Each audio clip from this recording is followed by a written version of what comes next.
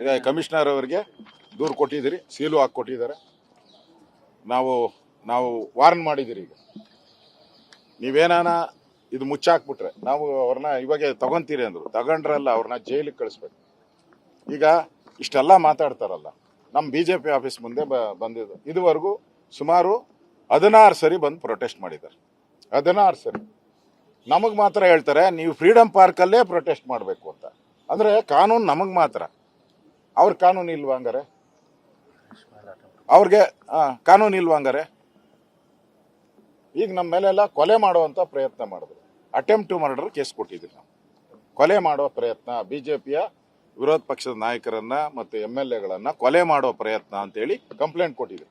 ಇವ್ರೇನ ಸುಮ್ಮನೆ ಕರೆದು ಅವ್ರಿಗೆಲ್ಲ ಪಾಕಿಸ್ತಾನ ಜಿಂದಾಬಾದ್ ನನಗೆ ಕರೆದು ಕಮಿಷನರ್ ಆಫೀಸಲ್ಲಿ ಕೂರಿಸಿ ಬಿರಿಯಾನಿ ಕೊಟ್ರಲ್ಲ, ಹಂಗೆ ಕರೆದು ಬಿಟ್ಟು ಬಿರಿಯಾನಿ ಕೊಟ್ಟು ಕಳಿಸ್ತಾರೆ. ನಾವು ಬಿಡಲ್ಲ. ರಾತ್ರಿ 10 ಗಂಟೆವರೆಗೂ ಸಮಯ ಕೊಟ್ಟಿದ್ದೀರಿ.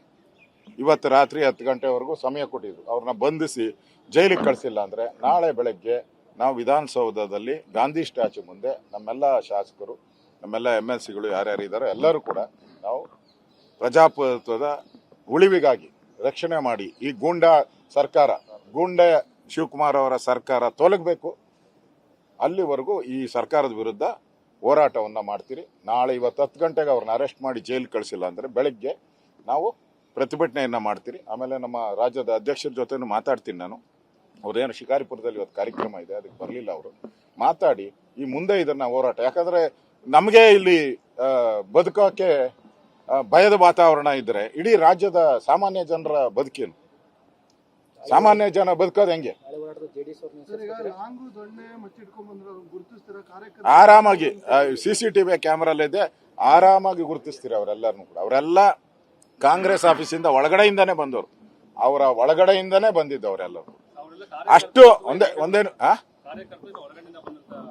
ಕಾಂಗ್ರೆಸ್ ರೌಡಿಗಳು ಅವರು. ಈಗ ಅವರೆಲ್ಲ ಕೊತ್ವಾಲ್ ಗ್ಯಾಂಗ್ ಅಲ್ಲ ಹಿಂದೆ. ಈಗ DK ಶಿವಕುಮಾರ್ ಒಪ್ಕೊಂಡಿದ್ದಾರೆ ನಾನು ಕೊತ್ವಾಲ್ ಶಿಷ್ಯ ಅಂತ. ಹರಿಪ್ರಸಾದ್ ಒಪ್ಕೊಂಡಿದ್ದಾರೆ ಮೊನ್ನೆ ಇಂಟರ್ವ್ಯೂನಲ್ಲಿ, ನಾವು ಕೊತ್ವಾಲ್ ತರ ಇದ್ರಿ, ನನ್ಗೆ ಗೊತ್ತು ಕೊತ್ವಾಲ್ ಅಂದಮೇಲೆ ಅವ್ರ ಗ್ಯಾಂಗ್ ಅಲ್ಲೇ ಟ್ರೈನಿಂಗ್ ಆಗಿರೋದು. ಈ ಸರ್ಕಾರದಲ್ಲಿ ಕೊತ್ವಾಲ್ ಟ್ರೈನಿಂಗ್ ಮಾಡಿರುವಂತ ಬಹಳಷ್ಟು ಜನ ಲೀಡರ್ಸ್ ಇದ್ದಾರೆ. ಅದರಿಂದ ಈ ಸರ್ಕಾರ ಕೊತ್ವಾಲ್ ಸರ್ಕಾರ. ಇವತ್ತಿಂದ ಈ ಸರ್ಕಾರ ಕೊತ್ವಾಲ್ ಸರ್ಕಾರ, ಕೊತ್ವಾಲ್ ರಾಮಚಂದ್ರನ ಸರ್ಕಾರ ಇದು. ಇಲ್ಲಿ ಕಾನೂನು ಬೆಲೆ ಇಲ್ಲ. ನಮಗೆ ಮಾತ್ರ ಪ್ರೊಟೆಸ್ಟ್ ಮಾಡೋಕ್ಕೆ ಅಧಿಕಾರ ಇಲ್ಲ. ಕಾಂಗ್ರೆಸ್ ಪಾರ್ಟಿಯವರು ದಿನನಿತ್ಯ ರೋಡಲ್ಲಿ ನಿಂತು ಪ್ರೊಟೆಸ್ಟ್ ಮಾಡಬೇಕು. ನಮಗೆ ಮಾತ್ರ ಹೈಕೋರ್ಟ್ ಆರ್ಡ್ರು, ಅವ್ರಿಗೆ ಹೈಕೋರ್ಟ್ ಆರ್ಡ್ರ್ ಇಲ್ಲ.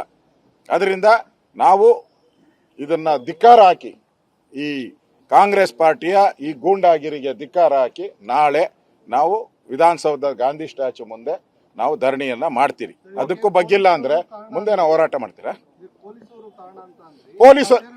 ಪೊಲೀಸರು ಕೊಟ್ಟಿದ್ದೀರಿ.